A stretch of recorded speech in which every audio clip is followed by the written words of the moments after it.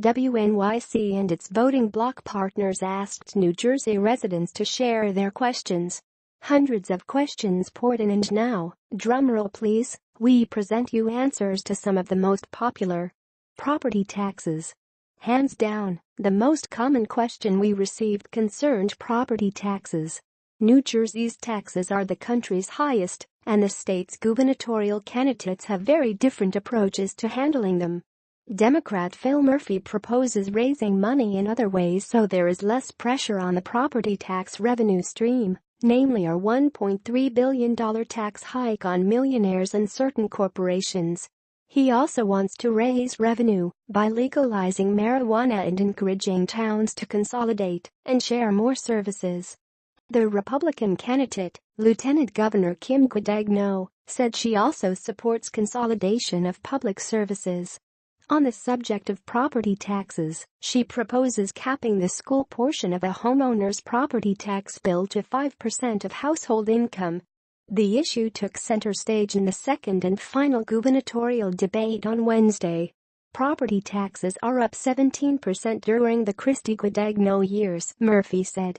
We're committed to undoing the benefits that the corporations and hedge funds and wealthiest among us have had and driving that money into fully funding education, and that is direct property tax relief. Environment. A close second were questions about the environment, pipeline construction, conserving open space, most notably the pinelands and the highlands, protecting drinking water, and local responses to climate change. On this issue, there's a lot of overlap.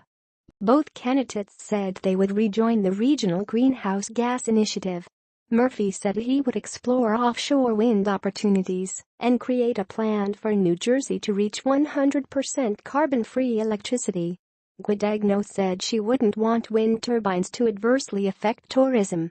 She is not against pipelines in the state, but said she would have a master plan or series of metrics against which to assess any pipeline development. Affordable housing. New Jersey residents shared their complaints with us about the high cost of housing, concerns about overdevelopment, and questions about the state's landmark law that requires every town to build affordable housing. Many questions centered on what the candidates would do to preserve the suburban charm of their town. The answers to these questions usually bring the candidates back to taxes, but not always. Murphy said he would strengthen tax credits for affordable housing. Guadagno said she thought affordable housing units should be built closer to public transportation and jobs, which sounds a lot like urban centers rather than suburban towns. Public employee pensions. It's no surprise that many people want to know what the candidates will do about the pension system, which serves some 760,000 people, both current and former public employees. It faces a $253 billion crisis that could result in higher taxes for residents, fewer services, or even bankruptcy for state government. At the second debate, Murphy lambasted his opponent and her boss, Governor Chris Christie, for their handling of the pension issue and the state's downgraded credit rating. A retired Wall Street executive who has the support of the public employee unions, Murphy pledges to honor existing benefits and fully fund the state's obligation, although he won't say how. Guadagno warns that the state cannot afford its obligations to workers. The pension's not going to be there, and you're hiring teachers and police officers and career firemen right now and promising them a pension that we know will not be there, said Guadagno on NJTV's State of Affairs.